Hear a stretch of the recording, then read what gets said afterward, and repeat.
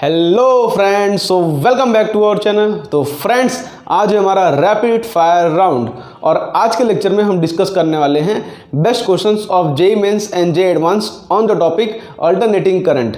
हमने जो LCR circuit पढ़ा है, हमने जो आरएमएस करंट पढ़ा है, हमने पावर फैक्टर पढ़ा है, पावर पढ़ा है, हमने रेजोनेंस पढ़ा है, ये सब के रिलेटेड आज हम जेईई मेंस और जेईई एडवांस के क्वेश्चंस डिस्कस करने वाले हैं।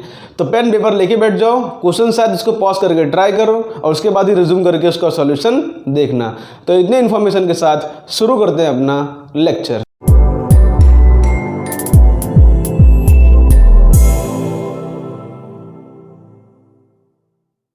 तो फ्रेंड्स, शुरू करते हैं अपना लेक्चर। देखो, पहला क्वेश्चन जो है आपको स्क्रीन पर आ चुका होगा, तो आप इसको पॉज करके ट्राई कर लो, ठीक है। उसके बाद इसका रिज्यूम करके सॉल्यूशन देखना और हो सके तो जितने लेक्चर मैंने पढ़ाए हैं पहले उसको देख लेना, फिर इसको अटेम्प्ट करना, जिससे कि आपको भी मदद मिलेगी उसमें। ओके, तो शुरू करते हैं। देखो क्वेश्चन क्या दिया गया है, a circuit connected to an AC source. यहाँ पे एसी सोर्स बात कर दी, मतलब समझ लो अल्टरनेटिंग करंट है।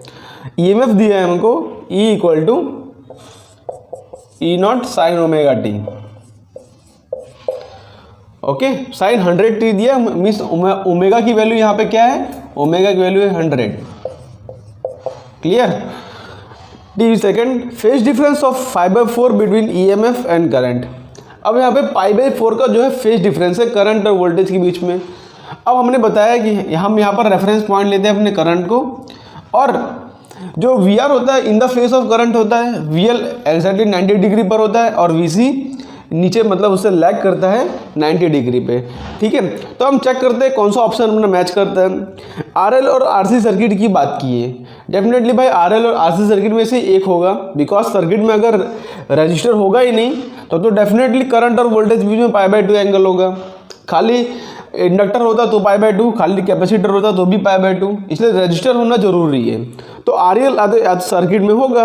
अब चेक करना है किसके अंदर अपना π/4 आंसर आ रहा है, मतलब हमको tan phi की वैल्यू निकालनी है सीधा। मान लो हमारे पास XL और XC, हम दोनों में चेक कर लेते हैं। तो tan phi क्या होगा हमारा, इक्वल टू या तो XL, एक बार XL करके चेक कर लेते हैं, एक बार XC करके चेक कर लेते हैं। और phi की वैल्यू अगर π/4 हो, tan π/4 होता है 1, तो इसकी वैल्यू हो जाएगी 1 equal to XL upon R। यहाँ पे XL इक्वल टू R आ रहा है, ठीक है। अगर XC सर्किट लें तो XL इक्वल टू R आना है। तो हमारे R की वैल्यू हमको दी गई है, हाँ, R की वैल्यू 1 किलो ओम दी है सारे ऑप्शन में। तो चेक कर लेते हैं XL की वैल्यू क्या आ रही है। XL इक्वल टू होता है ओमेगा L, ओमेगा की वैल्यू दी है हमको 100, यहाँ से पता चलेगा 100, तो यहाँ पे 100 इंटू L की वैल्यू कितनी दी है। पहला ऑप्शन चेक करते हैं कि L की वैल्यू दी है 10 मिली हेनरी, तो 10 इंटू 10⁻³ तो 1000 इंटू ये XL की वैल्यू आ गई 1, वो 1 तो दिए ही नहीं, XL की वैल्यू हो गई 1, पर यहाँ पे 1 किलो ओम है, ठीक है। यहाँ पे 1 हेनरी आ रहा है अपना, तो पहला ऑप्शन अपना गलत है। दूसरा चेक करते हैं 1 मिली हेनरी से, तो 1 इंटू 10⁻³ करता हूँ, अभी भी गलत आ रहा है। तीसरा RC सर्किट लेना पड़ेगा, XL वाले में मैच नहीं कर रहा है, तो RC सर्किट ले लो। यहाँ पे XC इक्वल टू R हो जाएगा, और क्या। अगर यहाँ पे RC सर्किट लूँ तो यहाँ पे XC इक्वल टू R हो जाएगा, तो XC इक्वल टू R, तो XC की वैल्यू होती है 1/ωc। चेक करते हैं किस में मैच करता है अपना। तो ओमेगा की वैल्यू है 1/100 इंटू, अगर C ऑप्शन चेक करूँ तो 1 माइक्रोफराड है, तो 1 इंटू 10⁻⁶, तो ऊपर आएगा 10⁻⁶ हो गया, यहाँ से कैंसिल करके 10⁻⁴ आ रहा है। बट ये जो अपना आंसर है, देखो ध्यान से, अपना क्या दिया है, रेजिस्टेंस 1 किलो ओम दिया है, तो इससे मैच नहीं कर रहा। देखो रेजिस्टेंस की वैल्यू कितनी है, R की वैल्यू है 10⁻³ ओम, पर 10⁻⁴ आ रहा है, ये भी मैच नहीं कर रहा है। तो अपना लास्ट ऑप्शन जो है वही करेक्ट होगा। देखो C की वैल्यू क्या है उसके अंदर, 1/ω, मतलब जो कि वैल्यू 100 हो जाएगी, इंटू C की वैल्यू कितनी होगी उसमें, लास्ट वाले ऑप्शन में 10 माइक्रोफराड, 10 इंटू 10⁻⁶, तो देखो ध्यान से 10⁻³ आ गया। तो अपना D ऑप्शन जो है मैच कर गया, ठीक है। इस तरह से क्वेश्चन को अप्रोच करना था। ओके, क्लियर है। इसको रफ करके अब करते हैं अपना सेकंड क्वेश्चन। अगर आपको टॉपिक समझ में नहीं आ रहा तो लेक्चर जरूर से देख लें, उसके बाद ही इसको अटेम्प्ट करें। तो देखो सेकंड क्वेश्चन जो है आपके स्क्रीन पर आ चुका होगा, इसको आप पॉज करके ट्राई करो। सेकंड क्वेश्चन जो है बहुत ही अच्छा क्वेश्चन है, और मैं सारे क्वेश्चन रैंडमली ले रहा हूँ, ऐसा नहीं कि टॉपिक वाइज ले रहा हूँ, लेकिन जितने टॉपिक सीखे हैं उसमें से ही हो गई। तो देखो सेकंड क्वेश्चन आपके स्क्रीन पर आया होगा, ये क्या दिया है, in series LCR circuit voltage leads the current when. अच्छा ये क्वेश्चन देखने में तो सिंपल लग रहा है, पर अचानक से किसी को क्वेश्चन दे दिया जाए ना तो उसको एक बार मतलब सोचना पड़ जाएगा क्या करे इसके अंदर। यहाँ पे omega less than omega not, omega equal to omega not, मतलब किस तरह से अप्रोच लगाया जाए क्वेश्चन का। तो या तो इसको आप ग्राफ से अप्रोच करो, या तो जैसे मैंने आपको सिखाया था उस तरह से। देखो LCR सर्किट में वोल्टेज लीड कर रहा है, तो वोल्टेज कब लीड करेगा, जब voltage leads the current when. तो ओमेगा नॉट क्या है, omega naught is the resonant frequency जिसकी वैल्यू आती है 1/LC, जिसका हमने ग्राफ भी देखा था। अगर तो इस तरह से हमारा ग्राफ आता था, अगर आपने ध्यान दिया होगा कि वोल्टेज लीड्स द करंट है और ओमेगा की ग्राफ विद द करंट हम करते थे। ध्यान से देखो यहाँ पे एक्सएल, देखो मान लो कि यहाँ पे R है, एक्सएल है और XC है। तो R तो कांस्टेंट होता था, एक्सएल जो है टाइम के साथ इंक्रीज करता था और XC जो है टाइम के साथ डिक्रीज करता था। तो यहाँ पे ये जो वैल्यू थी ना, ये मेरी omega equal to omega not है। ये क्या है, omega equal to omega not. तो भाई इस वैल्यू पर क्या होता था कि L और C दोनों सेम फेज में थे। तो अगर इससे कम जाए, देखो यहाँ पे ये वाला ग्राफ, देखो यहाँ पे ये जो ग्राफ है एक्सएल वाला है और ये जो ग्राफ है मेरा XC वाला है। तो अगर omega equal to omega not से कम में जाओ ना, तो देखो एक्सएल वाला ग्राफ कम है, देखो XC वाला ऊपर है, देखो ये पॉइंट ऊपर है, ये पॉइंट नीचे है, ये XC वाला पॉइंट है, एक्सएल वाला पॉइंट है, दोनों सेम जगह पे। तो omega equal to omega not से कम में जाऊँ तो XC लीड कर रहा है, XC मतलब करंट जो है लीड करेगा। तो करंट लीड कर रहा है, वोल्टेज लीड कर रहा है। तो वोल्टेज लीड कब करता है, एक्सएल सर्किट में, मतलब इंडक्टिव सर्किट में वोल्टेज लीड करता है। तो इंडक्टिव सर्किट हमारा डोमिनेटिंग होना चाहिए। तो देखो inductive circuit omega equal to omega not से बाद से डोमिनेट कर रहा है। देखो ये पार्ट, देखो यहाँ पे अगर पॉइंट लूँ और ये पॉइंट लूँ तो ये तो XC वाला पॉइंट है और ये एक्सएल वाला पॉइंट है। तो omega greater than omega not पे हमारा जो क्या बोलते हैं कि voltage leads the current, voltage current को लीड कर रहा है। तो इस तरह ग्राफ होता है ना हमारा, ये वोल्टेज और ये करंट, तो VL यहाँ पे वोल्टेज लीड करता है ना करंट को। तो कौन सा सर्किट होता है, ये इंडक्टिव सर्किट। तो इंडक्टिव सर्किट कहाँ पे डोमिनेटिंग है, इस तरह पे। ओके, या तो आप ऐसे समझ सकते हो कि एक्सएल की वैल्यू क्या आती है, एक्सएल की वैल्यू आती है ओमेगा L। तो ओमेगा नॉट से ज़्यादा जाओगे, सोचो मान लो ओमेगा नॉट भी ये वैल्यू है, तो ओमेगा नॉट से ज़्यादा कर रहा हूँ तो देखो एक्सएल इंक्रीज कर रहा है, एक्सएल जो है इंक्रीज कर रहा है। देखो omega equal to omega not पे एक्सएल और XC दोनों सेम थे, पर ओमेगा नॉट की वैल्यू बढ़ा रहा हूँ तो जो इंडक्टिव रिएक्टेंस है वो बढ़ रहा है। लेकिन कैपेसिटिव रिएक्टेंस की अगर बात करूँ XC, तो 1/ωc आ रहा है। तो अगर ओमेगा नॉट से इसकी वैल्यू बढ़ा रहा हूँ तो ये घट रहा है, इसकी वैल्यू घट रही है। इसका मतलब क्या है कि omega greater than omega not पे करंट जो है लैग करेगा, या तो बोल सकते हो कि वोल्टेज लीड करेगा। बात क्लियर है? ओके, तो होप से क्वेश्चन समझ पड़ा होगा। तो अब चलते हैं अपने नेक्स्ट क्वेश्चन पर। इसको यहाँ पे रफ कर देता हूँ। ये सारे क्वेश्चंस प्रीवियस ईयर क्वेश्चंस हैं जेईई मेंस के।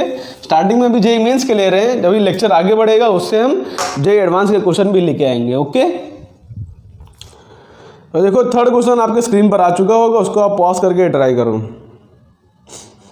थर्ड क्वेश्चन क्या दिया गया है, हम सारे वैरायटी क्वेश्चन कवर कर लेंगे जिससे एग्जाम में आपको जो भी क्वेश्चन है उसका अप्रोच जो है अपने आप से लगा सकते हो। क्लियर? तो एन अल्टरनेटिंग वोल्टेज हमको दिया है, तो V इक्वल टू 220 साइन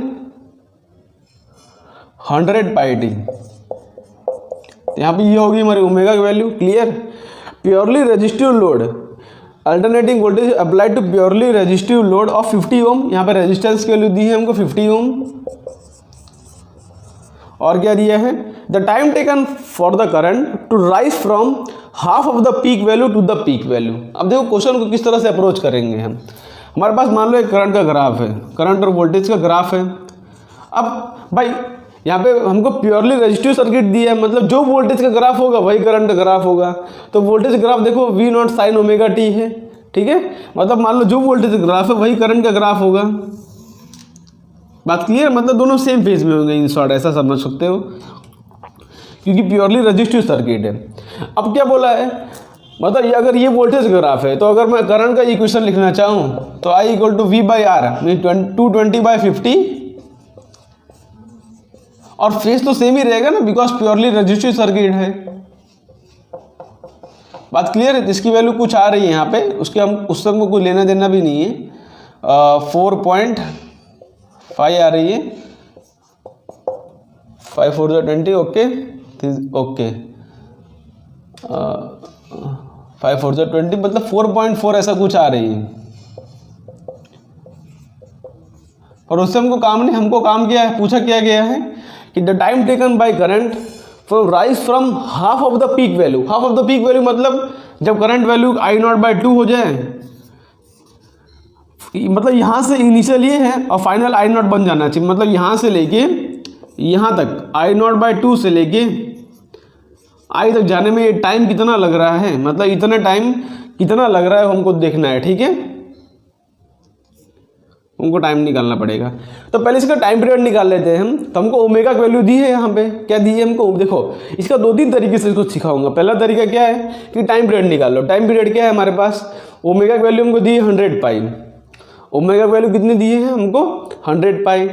अब देखो मैं करता क्या हूँ, मैं यहाँ पर 0 से लेके I0/2 तक निकाल लेता हूँ, उसको बाद में टोटल में से माइनस कर लूँगा। देखो मैं क्या करता हूँ, 0 से लेके I0/2 कब हो रहा है वो निकाल लेता हूँ, और उसके बाद टोटल जो यहाँ पे हाफ टाइम पीरियड, ये क्या है, देखो ये हमारा पूरा T/2 है, ये T है, ये पूरा एक साइकिल का टाइम पीरियड है, तो ये हमारा T/2 हो जाएगा। और अगर यहाँ तक निकालूँ तो ये हो जाएगा T/4। इतनी बात क्लियर है। और टाइम पीरियड निकाला जाए तो ओमेगा इक्वल टू होता है 2π/t, ओमेगा इक्वल टू होता है 2π/t, तो टाइम इक्वल टू 2π/ओमेगा। ओमेगा की वैल्यू कितनी, 100 पाई, तो यहाँ पे 100 पाई पुट कर दो, तो पाई से पाई कैंसिल, 1/50। ये यार हमारा टाइम पीरियड, ये यार हमारा टाइम पीरियड मतलब T/2 हो जाएगा, T/2 हो जाएगा 1/100, और T/4 क्या हो जाएगा, ये 1/50 आ रहा है, ओके। तो T/2 हो जाएगा 1/100 और ये हो जाएगा 1/400। इस तरह से हमारा जो है T/2 1/100 और उसका भी आधा, मतलब ये हो जाएगा 1/200। देखो ये क्या, देखो ये क्या है 1/50, इसका आधा क्या होगा 1/100, इसका भी आधा क्या होगा 1/200। तो ये टाइम हमारा जो है 1/200 तक है, मतलब यहाँ से लेके यहाँ तक पहुँचने में उसको 1/200 सेकेंड लग रहा है। इतना हमने निकाल लिया, ठीक है। अब मैं निकाल लेता हूँ 0 से लेके I0/2 को उसको कितना टाइम लग रहा है। तो अपना इक्वेशन यूज़ कर लो, I0/2 रख दो यहाँ पे इक्वल टू I0 पर I की वैल्यू कितनी हो जाएगी I0/2 इस समय तक, तो I equal to I0 sign 100πt। तो यहाँ से I0 से I0 cancel, sine 100πt equal to 1/2 आ रहा है, मतलब 100 pi omega t equal to आ जाएगा π/6।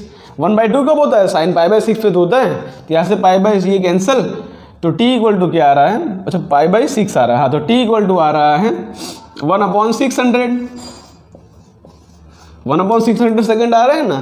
तो ये क्या है, इतने का टाइम है, लेकिन हमको निकालना ये टाइम। तो मेरे को यहाँ से लेके यहाँ तक 1/200 सेकेंड लग रहा है उसको, मतलब ये देखो ये कम है, ये वैल्यू ज़्यादा है, ये वैल्यू बड़ी है, क्योंकि ये डिनोमिनेटर छोटा है, मतलब ये वैल्यू बड़ी है। तो इन दोनों में से इसको माइनस कर लो भाई, सिंपल 1/200 माइनस 1/600, तो माइनस करोगे इसका आंसर आ जाएगा 1/300 सेकेंड। 1/300, 3 माइनस 1/, हाँ, तो इसका आंसर 1/300 सेकेंड हो जाएगा। तो इसको आप सॉल्व करोगे अप्रॉक्सीमेटली आपका 3.3 मिली सेकेंड आ जाएगा। इसको आप सॉल्व करोगे तो 3.3 मिली सेकेंड आ जाएगा। या तो इसको दूसरा अप्रोच लगाते हैं आप कि डायरेक्टली हमको पता है कि भाई फेजर से कर सकते हो आप, देखो ये पहला तरीका था। दूसरा सिंपल तरीका फेजर से कर सकते हो। फेजर से करने का तरीका क्या है कि भाई फेजर ड्रॉ करो, यहाँ पे ये रहा फेजर। ये करंट जो है हमको क्या निकालना है कि भाई मान लो ये करंट का मेरा ग्राफ है, ठीक है। मान लो ये एंगल जो है हमको पता है कि π/6 टाइम में कितना कर रहा था वो, देखो ये एंगल हमारा, देखो टोटल यहाँ पे हम I0 साइन ओमेगा टी लिखते हैं, ठीक है, I0 साइन ओमेगा टी। बात क्लियर है। और ये हमारा फाई एंगल होता है, फाई जो होता है फेज डिफरेंस। तो हमको पता है कि इसका टाइम पीरियड जो है मतलब टाइम पीरियड कितना आता है इसका 1/50 सेकेंड आ रहा था। और π/6 टाइम में वो जो है 0 से लेके T/2 तक कर रहा था, मतलब ये टाइम अगर मेरा π/6 है तो बाकी बचा टाइम मेरा π/3 होगा ना। तो उसके ऊपर से हम कर सकते हैं। ओके, तो π/3 को डायरेक्टली इक्वेट कर देते हैं आप कि sin ωt 100 πt equal to आ जाता π/3, तो पाई से pi cancel, t equal to आ जाता 1/300 सेकेंड। इससे डायरेक्टली आ जाता है आपको। तो इस तरह से भी अप्रोच कर सकते हो जिस तरह से आपको उसको ईजी लगे। क्लियर है बात? तो अब करते हैं अपना नेक्स्ट क्वेश्चन। तो देखो नेक्स्ट क्वेश्चन आपके स्क्रीन पर आ चुका होगा, पॉज करके उसको ट्राई कर लो।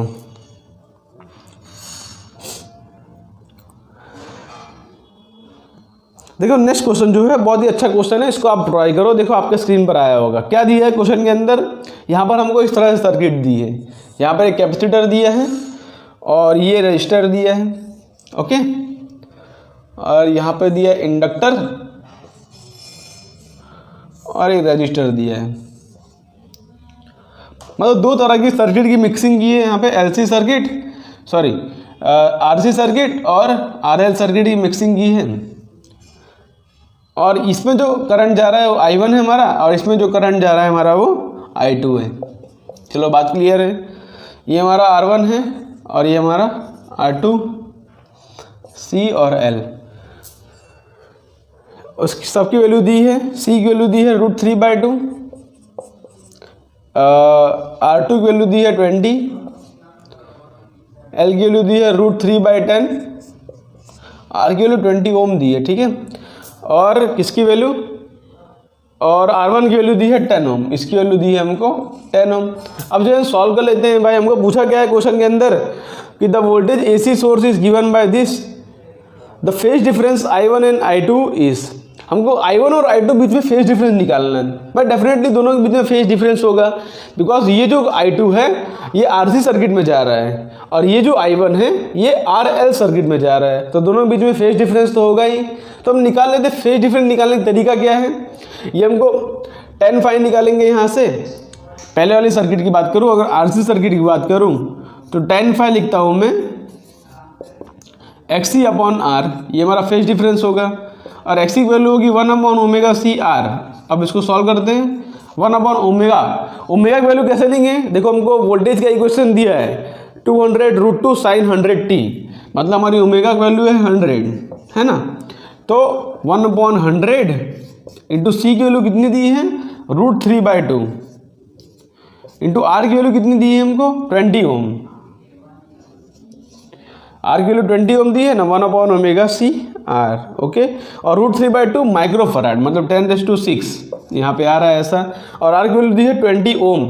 तो यहाँ सॉल्व करेंगे ना, देखो 1 2 3 ये कैंसिल हो गया, और 2/√3 तो 2/√3 और ये 2 से 2 कैंसिल, तो जो हमारी फाई की वैल्यू आ रही है 1/√3 और यहाँ पे 10⁻³ हो जाएगा ऊपर, क्योंकि हम 3 0 कैंसिल किए ना हमने, तो 10⁻³ आ रही है। अच्छा देखो इस क्वेश्चन के अंदर है ना, ये क्वेश्चन जो है बोनस क्वेश्चन में गया था। ये क्वेश्चन जब आया था 2019 में बोनस क्वेश्चन गया था, बिकॉज उसके अंदर उन्होंने एक टाइपिंग एरर की थी कि यहाँ पे 20 ओम दिया था। एक्चुअली आना चाहिए 20 किलो ओम। जब 20 किलो ओम होता 10⁻³ होता, ये कैंसिल आउट हो जाता और यहाँ पे ये था। लेकिन इस क्वेश्चन को भी हम सॉल्व कर सकते हैं, भले ही बोनस क्वेश्चन है लेकिन सॉल्व देखो।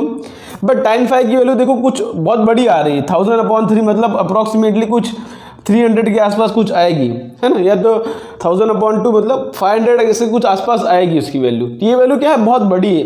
तो जब बहुत बड़ी वैल्यू होती है ना, तो phi की वैल्यू अप्रॉक्सीमेटली इक्वल टू 90 हो जाता है, क्योंकि आपको पता है कि tan phi इन्फानाइट कब होता है, जब phi की वैल्यू होती है 90 डिग्री, तो अप्रॉक्सीमेटली इक्वल टू 90 डिग्री हो जाएगा। क्लियर। तो हमारा इसके बीच में जो ये जो है 90 डिग्री है, और बिकॉज ये हमारा RC सर्किट है, RC सर्किट मतलब ये देखो इस तरह से, मतलब अप्रॉक्सीमेटली कुछ 90 के बराबर हो जाएगी। आप सोचो देखो ये हमारा क्या है XC, ये हमारा R है और ये हमारा XL है। अगर XC की वैल्यू बहुत बड़ी आ रही है, देखो ध्यान से, इसकी वैल्यू बहुत बड़ी आ रही है, तो ये phi जो है बहुत बड़ा हो जाएगा, तो ये अप्रॉक्सीमेटली इक्वल टू 90 डिग्री हो जाता है। क्लियर। और यहाँ पे ऊपर आएगा XL, तो XL निकाल लो। अब जो है इन दोनों बीच में फेज डिफरेंस निकाल लो।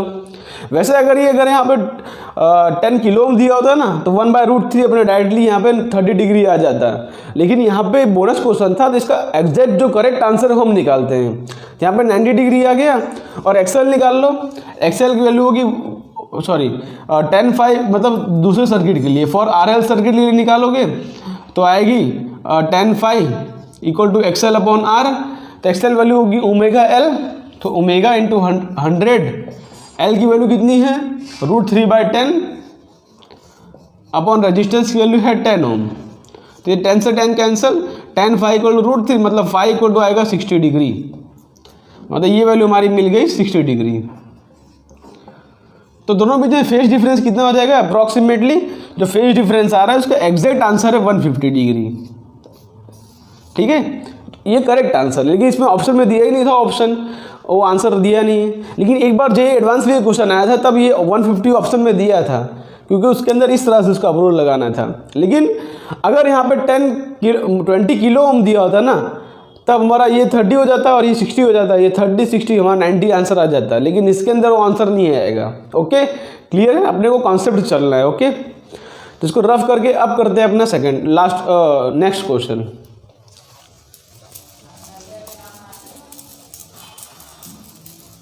इसको यहाँ से रफ कर देता हूँ।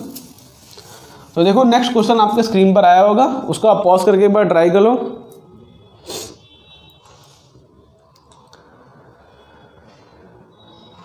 देखो नेक्स्ट क्वेश्चन दिया है, in the figure shown a circuit contains 2 identical register of resistance 5 ओम। मतलब यहाँ पे इस तरह से बैटरी लगाई है।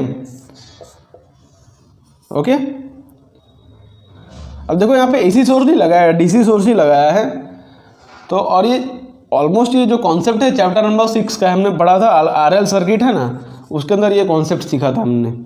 लेकिन यहाँ पे अगर इस मिक्सिंग में इस तरह से आता है तो किस तरह से अप्रोच लगाना है आपको हम देखते हैं। ये L है, ये R है।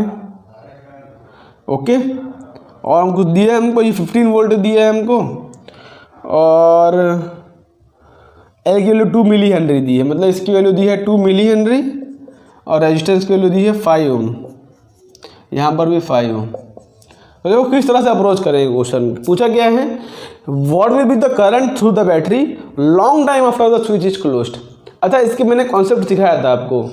देखो दो तरह के क्वेश्चन पूछते हैं, या तो t = 0 पर पूछते हैं, तो t = 0 पर इंडक्टर जो है बहुत खतरनाक रेजिस्ट करता है। मतलब जिस ब्रांच में इंडक्टर हो उस ब्रांच में करंट 0 हो जाता है। अगर लेक्चर नहीं देखो देख कर आओ। t = 0 पर क्या होता है कि जिस ब्रांच में इंडक्टर होता है उस ब्रांच में करंट क्या होता है 0। तो t = 0 पर इस ब्रांच में करंट 0 हो जाता है। लेकिन t = इन्फिनिट पर लॉन्ग टाइम के बाद क्या होता है, जब t = इन्फिनिट मतलब लॉन्ग टाइम, उसमें क्या होता है कि करंट जो है कांस्टेंट हो जाता है। और जब करंट कांस्टेंट हो जाता है तब इंडक्टर का कोई रोल नहीं रह जाता। मतलब यहाँ पर जो इंडक्टर लगाया है ना, ये कोई रोल नहीं रह जाता, उसको हमको शॉर्ट सर्किट कर देना होता है। क्या कर देना होता है? Short circuit. तो यहाँ पर इंडक्टर है, उसको रिमूव करके आप शॉर्ट सर्किट कर दो, तो इस तरह से आपका ग्राफ बन जाएगा। इसको रिमूव कर दो, इन्फिनिट टाइम में पूछा है ना, इसको शॉर्ट सर्किट कर दो, खत्म, बस सिंपल अपना क्वेश्चन। अब भाई दो रेजिस्टेंस लगे हैं पैरेलल में, तो 5 और 5 का R इक्विवेलेंट हो जाएगा 5/2। अब करंट पूछा है, करंट = I = V/R। सिंपल अपना आंसर, करंट की वैल्यू आ गई 6 एम्पियर।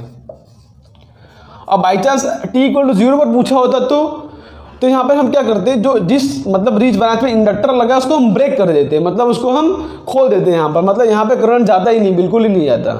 ठीक है, t = इन्फिनिट पर शॉर्ट सर्किट करना है और t = 0 पर आपको उसको ब्रेक सर्किट बना देना है। क्लियर है? तो होप सो क्वेश्चन सॉल्व पड़ा होगा। तो इसका आंसर आ जाएगा 6 एम्पियर। क्लियर है? सिंपल क्वेश्चन था। तो अब करते हैं अपना नेक्स्ट क्वेश्चन। जैसे जैसे आगे बढ़ेंगे वैसे वैसे एडवांस के क्वेश्चन आते रहेंगे, लेकिन अभी तो मेंस के क्वेश्चन चल रहे हैं। In the series LCR circuit, देखो नेक्स्ट क्वेश्चन है, in the series LCR resonance circuit if we change the resistance only from lower to higher value. मतलब यहाँ पे रेजिस्टेंस को जो है ना इंक्रीज कर रहे हैं। भाई लोअर टू हायर वैल्यू मतलब क्या होता है कि रेजिस्टेंस जो है इंक्रीज कर रहे हैं। अब इसमें से क्या होगा बताओ। पहला देखो रेजोनेंस फ्रीक्वेंसी, देखो दूसरा ऑप्शन क्या दिया है, पहला ऑप्शन हम चेक करते हैं बाद में, लेकिन दूसरा ऑप्शन क्या दिया है, रेजोनेंस फ्रीक्वेंसी विल इंक्रीज। अब रेजोनेंस फ्रीक्वेंसी का फॉर्मूला क्या होता है कि 1/2π√LC। इसमें रेजिस्टेंस का कोई टर्म ही नहीं आ रहा है, तो रेजोनेंस फ्रीक्वेंसी कैसे इंक्रीज करेगा भाई। तो बी ऑप्शन तो गलत है। दूसरा है क्वालिटी फैक्टर विल इंक्रीज, ऐसा बोला है। क्वालिटी फैक्टर का हमने फॉर्मूला देखा था, क्या था 1/r√L/C। तो भाई रेजिस्टेंस इंक्रीज करोगे तो क्वालिटी फैक्टर डिक्रीज करेगा ना, तो इंक्रीज थोड़ी करेगा, तो सी ऑप्शन भी गलत है। दूसरा बोला है कि quality factor and resonance will remain constant. तो रेजोनेंस तो कांस्टेंट है पर क्वालिटी फैक्टर थोड़ी कांस्टेंट है। अगर आप आर इंक्रीज करोगे तो क्वालिटी फैक्टर तो डिक्रीज करेगा, कांस्टेंट तो नहीं है। डी ऑप्शन भी गलत है। मतलब तोड़ मरोड़ के अपना जो करेक्ट ऑप्शन आ रहा है वो पहला ऑप्शन आ रहा है। वैसे आप चेक कर लो, पहला ऑप्शन का जो फॉर्मूला आता है बैंडविड्थ का जो फॉर्मूला आता है डेल्टा ओमेगा इक्वल टू आता है R/L, ये बैंडविड्थ का फॉर्मूला आता है। तो रेजिस्टेंस इंक्रीज करोगे तो बैंडविड्थ इंक्रीज होगा ही, ऐसे नहीं समझ पड़ेगा। तो आपको हमने पता है रेजोनेंस सिखाया था, रेजोनेंस में करंट मैक्सिमम होता है और इसको बोलते हैं बैंडविड्थ, जिसको बोलते हैं डेल्टा ओमेगा या तो बोलो बैंडविड्थ। तो सोचो जैसे कि आप जो है रेजिस्टेंस बढ़ाओगे, मतलब ये हमारी क्या है, करंट की मैक्सिमम वैल्यू है, ठीक है। इस तरह का ग्राफ होता है हमारे पास। तो सोचो कि जैसे आप करंट बढ़ाओगे, आप रेजिस्टेंस बढ़ाओगे तो उससे क्या होगा कि I = V/R से रेजिस्टेंस बढ़ाओगे तो करंट क्या होगा, डिक्रीज। और जैसे करंट डिक्रीज होगा ना, ये जो एरिया है ये बड़ा होता जाएगा। देखो इस तरह से कुछ, मतलब इसकी जो पीक वैल्यू है कम हो जाएगी और नीचे का ग्राफ जो थोड़ा और ब्रॉड हो जाएगा इस तरह से। क्लियर है बात, मतलब आई मैक्स से थोड़ा नीचे आ जाएगा वैल्यू, ओके।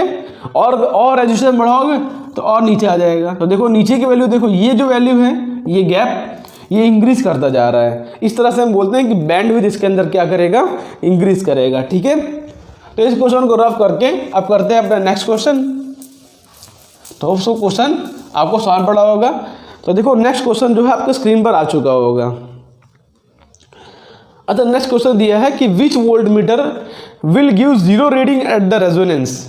कौन सा वोल्ट मीटर 0 रीडिंग दिएगा, पहले आप समझते हैं। अच्छा क्वेश्चन है। यहाँ पर एक रेजिस्टेंस लगाया है और यहाँ पे LC सर्किट दिया है। सिंपल क्वेश्चन है, कॉन्सेप्चुअल है बस खाली। यहाँ पे V1 वोल्टेज इसके अक्रॉस और इसके अक्रॉस जो वोल्टेज है वो V2 है। क्लियर है। यहाँ पे LC और ये R। अब देखो इस क्वेश्चन को किस तरह से हम अप्रोच करेंगे। और यहाँ पे एक AC सोर्स लगाया गया है, ओके। अब देखो यहाँ पे L और C है, यहाँ पे R है, V2। देखो इसके अक्रॉस जो वोल्टेज है V1 है, इसके अक्रॉस जो वोल्टेज है V2 है और इसके अक्रॉस जो वोल्टेज है इन दोनों के अक्रॉस वो V3 है। तो कौन सा वोल्ट मीटर 0 रीडिंग दिखाएगा। तो हमको पता है भाई कि रेजोनेंस की बात कर रहे हैं ना, तो रेजोनेंस में क्या होता है कि VL = VC हो जाता है। या तो ग्राफ में समझा जाए तो इस तरह से ग्राफ होता है, यहाँ पर VC है, ऊपर है VL, ये दोनों बराबर हो जाते हैं। लेकिन ध्यान से देखोगे दोनों बराबर तो होते हैं। VL = VC means XL = XC, मतलब दोनों की वैल्यू जो है, मान लो इसकी वैल्यू 20 वोल्ट है, इसकी वैल्यू -20 वोल्ट हो जाए, मतलब दोनों बराबर होते हैं लेकिन इक्वल अपोजिट इन साइन होते हैं। मतलब यहाँ पर वोल्टेज एक का ऐसा होगा और एक का उसका अपोजिट होगा, मतलब दोनों एक V होगा तो एक -V होगा, ओवरऑल जो है कैंसल आउट कर जाएंगे और V2 हमारा जो है 0 रीडिंग दिखाएगा, ठीक है। V1 तो नहीं दिखाएगा बिकॉज रेजिस्टेंस का क्रॉस कुछ ना कुछ तो होगा, और V3 भी नहीं दिखाएगा बिकॉज इसमें रेजिस्टेंस वाला टर्म तो आएगा ना इसके अंदर भी। क्लियर। अच्छा देखिए, इंडिविजुअल पूछा होता अगर L और C के क्रॉस, मतलब खाली L के क्रॉस लगाया होता तब 0 नहीं होता रेजोनेंस में। भाई इसकी वैल्यू कुछ ना कुछ तो है, इसकी वैल्यू +20 है ना और इसकी वैल्यू -20 है, दोनों मिलके 0 हो रहे हैं। पर इंडिविजुअली अगर चेक करोगे तो वो 0 नहीं है। ये जो है कॉन्सेप्चुअल मिस्टेक बहुत लोग करते हैं कि खाली अगर इसके अक्रॉस लगा दो, मान लो V4 है तो क्वेश्चन पूछो V4 0 होगा कि नहीं, V4 0 नहीं होगा, उसके अंदर है वोल्टेज। बट प्रॉब्लम है कि इसका वोल्टेज और इसका वोल्टेज दोनों अपोजिट साइन के, इसलिए इन दोनों का कॉम्बिनेशन में 0 हो जाता है, बट इंडिविजुअल वो 0 नहीं है। क्लियर है। तो इसको रफ करते हैं। अब इसके अंदर जो हमारा करेक्ट ऑप्शन है वो V2 है, V2 will give the 0 reading. इसको रफ करके अब करते हैं अपना नेक्स्ट क्वेश्चन।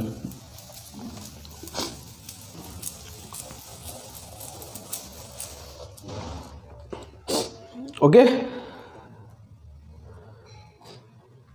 तो नेक्स्ट क्वेश्चन देखो क्या दिया गया है। The phase difference between the alternating current and EMF is π/2। तो which of the following can not be the constituent of the circuit.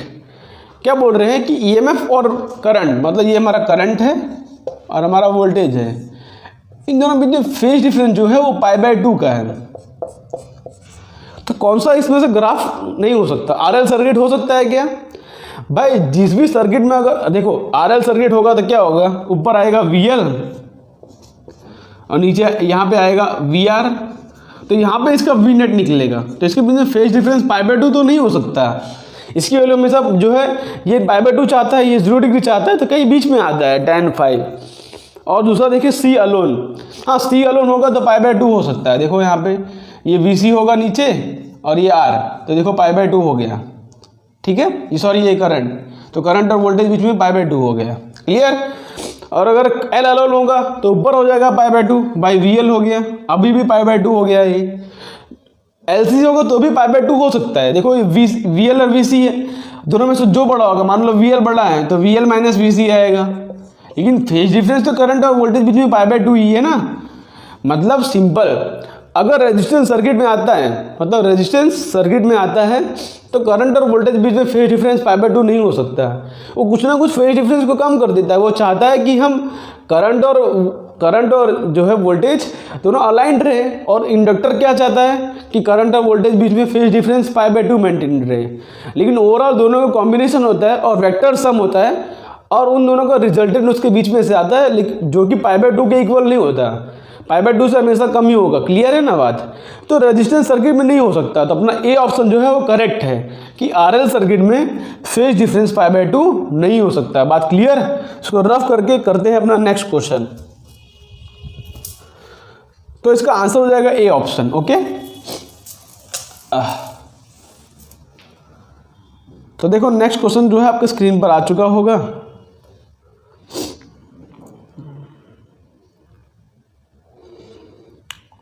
एक दो कर लेते हैं हम, दो तीन जे एडवांस का क्वेश्चन करते हैं। देखो पहला क्वेश्चन जो है ये IIT JEE 2012 में आया था। ये क्वेश्चन क्या दिया है, in the given circuit the AC source as omega equal to 100। चलो ओमेगा 100 दिया है हमको, क्लियर है। और इस तरह से हमको फिगर बनाया है, यहाँ पर C दिया है और यहाँ पे रेजिस्टेंस दिया है। इसको आप पहले पॉज करके ट्राई करो, ठीक है, कम से कम 10 मिनट तो ट्राई करो ही, उसको गिव अप मत करना। जब तक आपका आंसर नहीं है तब तक वीडियो को रेज्यूम मत करना, ठीक है, उसको पॉज करके ट्राई करते रहो। और यहाँ पर 20 वोल्ट का हमको अल्टरनेटिंग करंट का सोर्स दिया गया है, क्लियर है। और यहाँ पर ये 100 माइक्रोफराड है और ये 100 ओम दिया है, ये 0.5 मिली हेनरी और ये 550 ओम दिया है, ओके। बोला क्या गया है, करंट पूछा है, वोल्टेज पूछा है, ठीक है। तो करंट और वोल्टेज हमको निकालना है। और यहाँ पे जो करंट है फ्लो कर रहा है, ये टोटल करंट जो कि आई इन द सर्किट है, ये आई हमको पूछा गया है, क्लियर है। तो किस तरह से इस क्वेश्चन को अप्रोच करेंगे, तो ध्यान से देखो, दोनों ये RC सर्किट है और ये हमारा RL सर्किट है। तो यहाँ पे मान लेते हैं करंट I1 है, और मान लेता हूँ यहाँ पे करंट जो है I2 है। तो हम I1 I2 इंडिविजुअली निकालते हैं। तो देखो इन दोनों के कॉम्बिनेशन का इसका XC क्या हो जाएगा, XC इक्वल टू हो जाएगा 1/ωc 1/100 इंटू C की वैल्यू 100 माइक्रोफराड, तो अप्रॉक्सीमेटली 10⁻², मतलब 100 ओम आ रही है। और और R की वैल्यू तो दी है हमको 100 ओम, तो Z इम्पिडेंस कितना निकल जाएगा, इम्पिडेंस आ जाएगा XC² प्लस R²। इसकी वैल्यू आ जाएगी 100 इंटू 100 का स्क्वायर प्लस 100 का स्क्वायर, जो कि आ जाएगा 100√2, ओके ओम। तो हमारा इस सर्किट का जो टोटल रेजिस्टेंस है, ये हमको 20 वोल्ट दिया है, तो इसके अक्रॉस भी 20 वोल्ट होगा, बिकॉज दोनों पैरेलल में हैं। इसके अक्रॉस भी 20 वोल्ट होगा। तो यहाँ से करंट निकाल सकते हैं I इक्वल टू V/R करके, तो यहाँ पर V/Z हो जाएगा। तो I इक्वल टू V/Z, मतलब 20/100√2, तो 0 से 0 कैंसिल, 2 5 जा, तो 1/5√2 आ रहा है इसका करंट। पहला करंट क्या आ रहा है, 1/5√2। लेकिन पूछा क्या है हमको, पूछा है हमको the current the voltage across 100 ohm resistor. तो 100 ओम रजिस्टर के अक्रॉस वोल्टेज कितना हो जाएगा, तो V इक्वल टू IR कर दो, तो VR इक्वल टू I मतलब 1/4√2 और R कितना है मेरे पास 100। तो यहाँ से 520 था, तो 20/√2 आ रहा है। देखो √2 से मल्टीप्लाई डिवाइड कर दूं तो 20/2 हो जाएगा, जो कि हो जाएगा 10√2 वोल्ट। क्लियर है? तो इसके अक्रॉस जो वोल्टेज आ गया 10√2, जो कि अपना सी ऑप्शन है वो करेक्ट है। सेम उसी तरह से आपको निकालना है इसके अक्रॉस VL निकाल लेते हैं कितना है। तो यहाँ पे सॉल्व करता हूँ मैं XL, जो कि हो जाएगा ω_L। ओमेगा कितनी दी है 100 इंटू इसकी वैल्यू दी है 5/10। तो यहाँ से कैंसल 50 ओम आ रहा है, और 50 और 50 का कॉम्बिनेशन Z की वैल्यू आ जाएगी 50√2। तो करंट निकालूंगा इसके अक्रॉस, तो करंट टोटल निकालूं तो I = V जो है 20 वोल्ट अपॉन ये 50√2, ये कैंसल। तो इसकी वैल्यू आ रही है √2 से डिवाइड करते मल्टीप्लाई कर दो, तो 2 से 2 कैंसल, तो √2/5 आ रही है। और अगर वोल्टेज निकाला जाए, VR निकाला जाए अक्रॉस 10 वोल्ट 50 ओम के अक्रॉस, तो I √2/5 इंटू R कितना है 50, तो 10√2 आ रही है। तो इसकी वैल्यू जो है 10, मतलब डी ऑप्शन में 10 दिया गया वो गलत है। ठीक है, अब निकालना है हमको टोटल करंट। तो टोटल करंट किस तरह से निकालेंगे? हमने I1 और I2 दोनों निकाल लिया, पर उसको डायरेक्टली ऐड नहीं कर सकते हम। भाई यहाँ पे करंट कुछ अलग फेज में होगा, यहाँ पे करंट कुछ अलग फेज होगा। तो अगर आपने ये किया है कि I = I1 + I2, तो आपने सबसे बड़ी मिस्टेक कर दी है, जो कि नॉर्मल बच्चे मिस्टेक कर देते हैं। इसको मिस्टेक नहीं करना है। यहाँ पे क्या है कि ये दोनों करंट I1 I2 ये RC सर्किट में जा रहा है, ये RL सर्किट में जा रहा है, तो दोनों में करंट का फेज कुछ अलग अलग होता है। तो हमको उसका वेक्टर सम करना पड़ेगा, हमको चेक करना पड़ेगा भाई कि फेज डिफरेंस कितना है। तो यहाँ पे निकालता हूँ, अगर आप ध्यान से देखोगे तो यहाँ पे XL = XC आ रहा है। देखो यहाँ पे XC है और यहाँ पे R है, तो XC की वैल्यू 100, R की वैल्यू 100। तो अगर tan∅ निकालूँ फेज डिफरेंस, तो कितना आ रहा है 100/100 1 आ जाएगा, ∅ = आ जाएगा π/4। ठीक है, और नीचे वाले में निकालूँ तो दोनों सेम ही है 50-50। देखो XL की वैल्यू भी 50 थी, इसकी वैल्यू 50 है, मतलब XL की वैल्यू 50 है और जो है R की वैल्यू 50 है, इसमें भी फेज डिफरेंस आ जाएगा π/4। तो ध्यान से देखोगे अगर तो, लेकिन इसके अंदर RC सर्किट में करंट क्या करता है? लैग करता है। सर करंट लीड करता है RC सर्किट में, और इसके अंदर करंट लैग करता है। तो अप्रॉक्सीमेटली दोनों बीच में फेज डिफरेंस आ गया π/2 का। देखो फेज डिफरेंस ∆φ π/4 - π/4, जो कि आ जाएगा π/2। भाई एक में करंट लीड कर रहा है, माइनस नहीं कर सकते डायरेक्टली, एक में पॉजिटिव एक में नेगेटिव है, तो ओवरऑल अपना वो ऐड हो जाएगा। तो π/2 का फेज डिफरेंस आ रहा है, मतलब एक करंट ऐसा होगा और एक उसके π/2 एंगल पे, I1 और I2। तो I नेट की जो वैल्यू आएगी ना, वो आएगी √of I1 + I2 का स्क्वायर, I1² + I2 का स्क्वायर। तो I1 कितना है मेरा? I1 कहीं निकाला था हमने, ये रहा I1 जो गया था 1/5√2। तो 1/5√2 मतलब 25 × 4 100 हो जाएगा। और I2 कितना आया था? √2/5 आया था ना, √2/5 तो उसका स्क्वायर करेंगे तो 2/25 हो जाएगा। इसको सॉल्व करोगे ना अप्रॉक्सीमेटली 4 हो जाएगा, 9 कुछ आ रहा है, 9 नीचे आ रहा है 100, मतलब आ रहा है 3/10 हो जाएगा, मतलब 0.3 ऐसा कुछ आ रहा है। ओके, तो अपना करेक्ट ऑप्शन जो है वो ए ऑप्शन हो जाएगा। क्लियर है किस तरह से क्वेश्चन को अप्रोच करना है? अगर आप डायरेक्टली I1 + I2 कर देते तो आप मिस्टेक कर देते हैं, लेकिन यहाँ पर इसको इस तरह से अप्रोच लगा के उसको सॉल्व करना। देखो हमने सॉल्व किया, एग्जैक्ट वैल्यू आ गई, ज़्यादा कैलकुलेशन भी नहीं करना पड़ा। क्लियर है? तो ये क्वेश्चन IIT JEE 2012 में आया था, इस तरह से इस क्वेश्चन को अप्रोच करना था। ठीक है, अब हम लेते हैं JEE Advanced 2014 का क्वेश्चन। बहुत ही अच्छा क्वेश्चन है, बिना इसको ट्राई किए जाना मत आप। इस क्वेश्चन को जरूर ट्राई करना, भले आपको 15 मिनट लग जाए, लेकिन उस क्वेश्चन को ट्राई करना है। अगर आपको JEE Advanced क्लियर करना है तो इस क्वेश्चन को ट्राई करे बिना जाना मत। क्लियर है? कॉन्सेप्चुअल क्वेश्चन है, लेकिन अगर आपने लेक्चर अच्छे से देखा होगा और सारे कॉन्सेप्ट बराबर से नोट किए होंगे तो क्वेश्चन आपसे इजीली बन जाएगा। देखो क्वेश्चन में क्या दिया गया है, क्वेश्चन आपके स्क्रीन पर आ चुका है, JEE Advanced 2014 का है। यहाँ पे इस तरह से हमको सर्किट दी गई है, सर्किट ड्रॉ कर लेते हैं। यहाँ पे AC सोर्स है,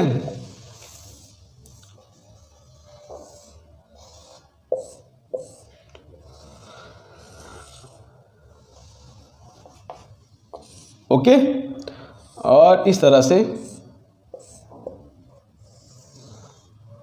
बहुत ही कॉन्सेप्चुअल क्वेश्चन है। यहाँ पर देखो एक एसी सोर्स दिया गया है, इस तरह से एसी सोर्स को रिप्रेजेंट करते हैं, और यहाँ पर देखो डीसी सोर्स दिया गया है। तो एसी और डीसी मतलब एसी करंट और डीसी करंट का मिक्सिंग वाला क्वेश्चन है, बहुत ही अच्छा क्वेश्चन है। क्लियर है।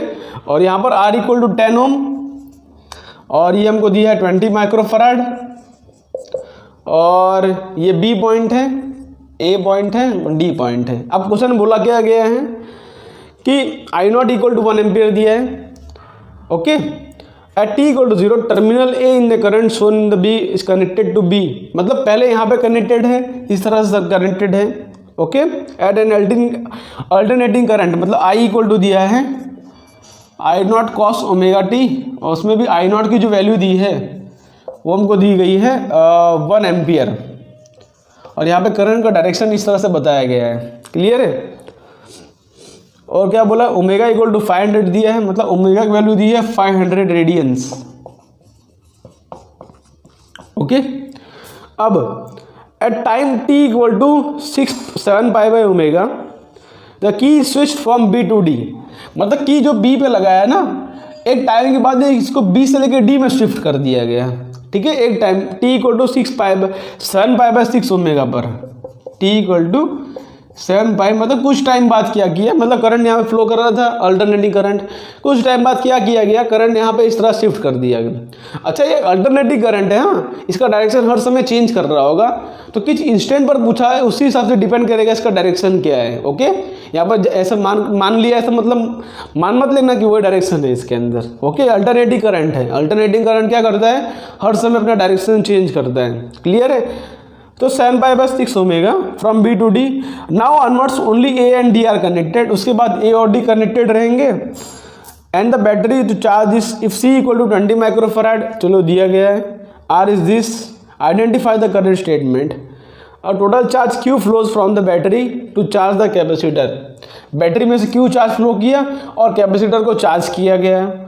तो मैक्सिमम चार्ज पूछा गया है, करंट पूछा गया है। ओके, निकालते हैं। तो मैक्सिमम चार्ज पूछा गया है, पहली बात हम यहाँ पे निकाल लेते हैं इसमें चार्ज कितना है। तो यहाँ पे करंट का इक्वेशन हमको दिया है, तो उससे हम चार्ज निकाल सकते हैं, T equal to 7 pi by 6 omega पर कितना चार्ज है। ओके, देखो Q इक्वल टू लिखूंगा इंटीग्रल आई डी टी।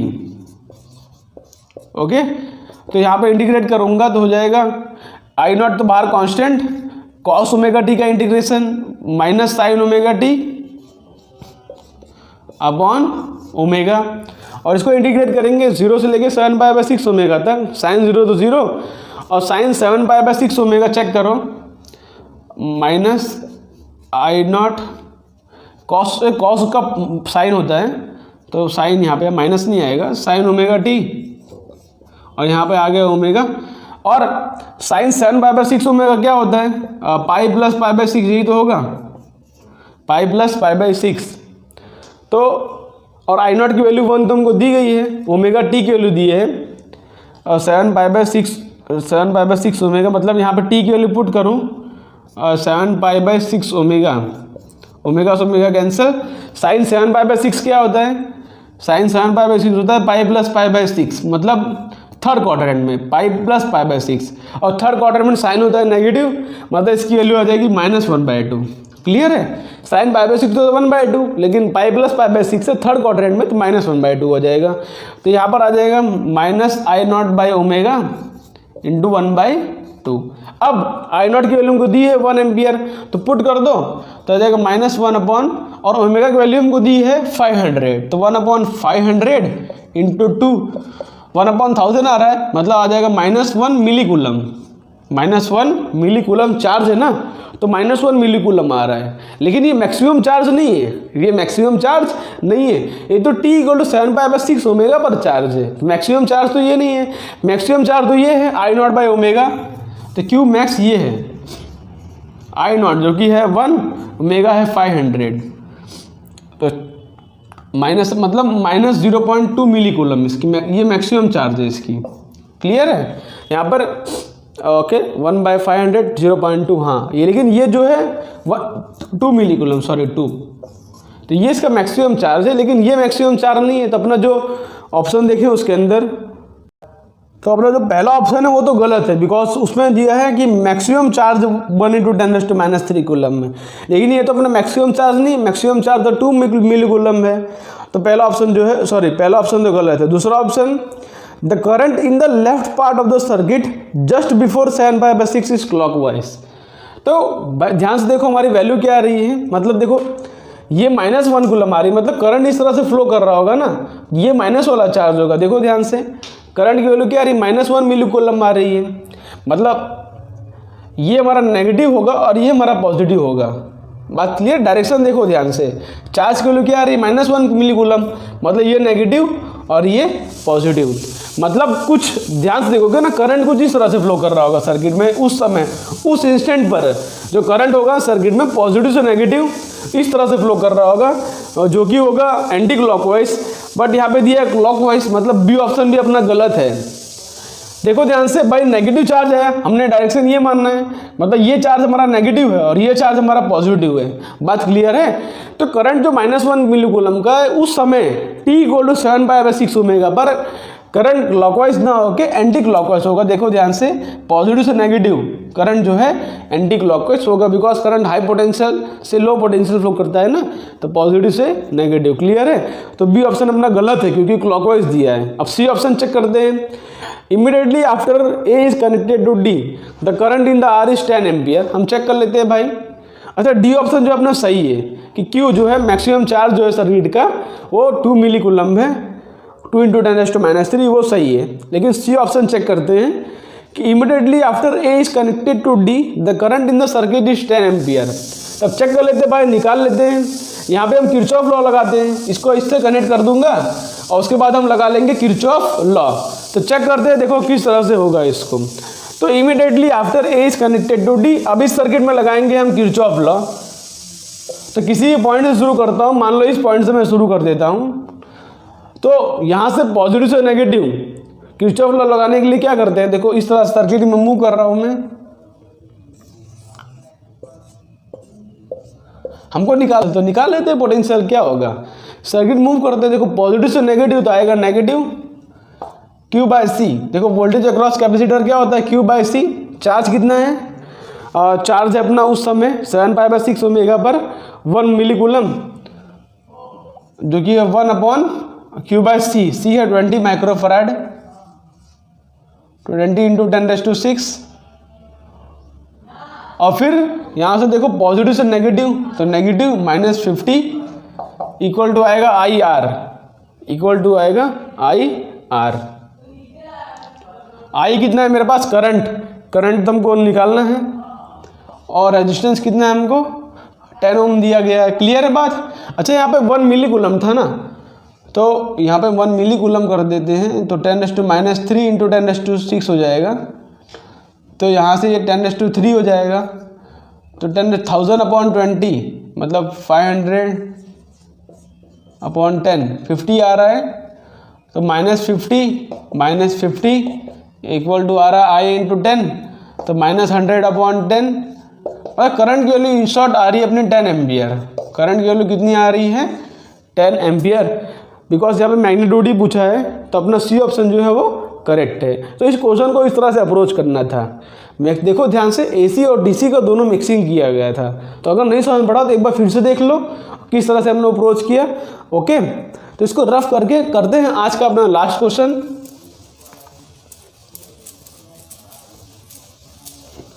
तो देखो वो क्वेश्चन जो है आपके स्क्रीन पर आ चुका होगा, पॉज कर लो, उसको ट्राई कर लो।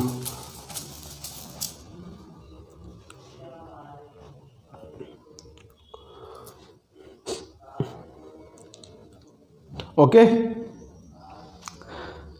तो क्वेश्चन क्या दिया गया है, in the circuit shown below the key is closed as t = 0 the current through the battery is. Okay, यहाँ पर हमको एक वोल्टेज दिया गया है, ये जे मीन्स का क्वेश्चन है 2010 का।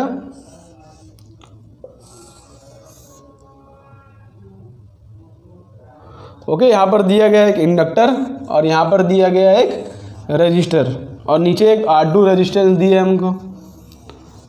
ये तो वही कॉन्सेप्ट है जो अभी मैंने आपको सिखाया है, और इसको आप होप करता हूँ इसको आप कर लेना। क्या दिया गया है कि टी इक्वल टू 0 पर क्लोज किया, तो बट टी इक्वल टू 0 पर करंट क्या है और टी इक्वल टू इन्फिनिटी पर करंट क्या है, सिंपल बात पूछ ली है, यहाँ से कोई करंट निकलेगा। तो मैंने आपको सिखाया कि अगर आप आरएल सर्किट ले रहे हो तो टी इक्वल टू 0 पर क्या होगा, टी इक्वल टू 0 पर ये जो है ब्रेक सर्किट की तरह बनेगा। मतलब टी इक्वल टू 0 पर जिस ब्रांच में इंडक्टर हो, देखो याद कर लो, नहीं पता हो तो देख लो, टी इक्वल टू 0 पर क्या करना है, जिस ब्रांच में इंडक्टर हो ना उस ब्रांच में करंट 0 कर देना है। मतलब यहाँ से एक भी करंट फ्लो नहीं करेगा, बिकॉज ये जो है ब्रेक सर्किट बन जाएगा, break circuit T equal to 0 पर। तो करंट जो है पूरा इसी सर्किट में फ्लो करेगा। तो मान लो हमारे पास ये V है, तो इसमें करंट क्या आ जाएगा, V upon R2 T equal to 0 पर, I equal to V by R। और टी इक्वल टू इन्फिनिटी पर क्या होगा, तो जिस ब्रांच में इंडक्टर लगाओ उसको शॉर्ट सर्किट कर दो, तो ये हम शॉर्ट सर्किट कर दिए। तो अब क्या होगा, इन दोनों का रेजिस्टेंस R इक्विवेलेंट क्या हो जाएगा, R1 R2 upon R1 plus R2, यही तो होगा इनका R इक्विवेलेंट। R1 R2 के टर्म में दिया था हमने, इस तरह से लिख लिया। अब करंट क्या होगा इसके अंदर, करंट होगा V अपॉन R इक्विवेलेंट। तो R इक्विवेलेंट की वैल्यू ये है R1 R2 upon R1 plus R2। Simple, अपना आंसर आ गया। तो देख लो कौन सा ऑप्शन मैच कर रहा है ये। ओके, तो जो ऑप्शन आपका मैच करे उसको कर लेना। तो ये आज का हमारा लास्ट क्वेश्चन था। टी इक्वल टू 0 पर करंट आ रहा है V बाई R2 और टी इक्वल टू इन्फिनिटी पर इस तरह से आपको सॉल्व करना होता है। टी इक्वल टू 0 पर इसको कर देना है ब्रेक सर्किट और टी इक्वल टू 0 पर इसको कर देना है short circuit. Okay, T equal to infinity पर क्या कर देना है, शॉर्ट सर्किट। तो यहाँ पर R1 R2 का पैरेलल कॉम्बिनेशन और इस तरह से R इक्विवेलेंट उसका आ गया। तो होप करता हूँ कि आज का लेक्चर आपको पसंद आया होगा। अगर पसंद आया हो तो वीडियो को लाइक कर दें। तो मिलते हैं आपको नेक्स्ट वीडियो में, तब तक के लिए आप पढ़ाई करते रहें। तब तक के लिए बाय बाय।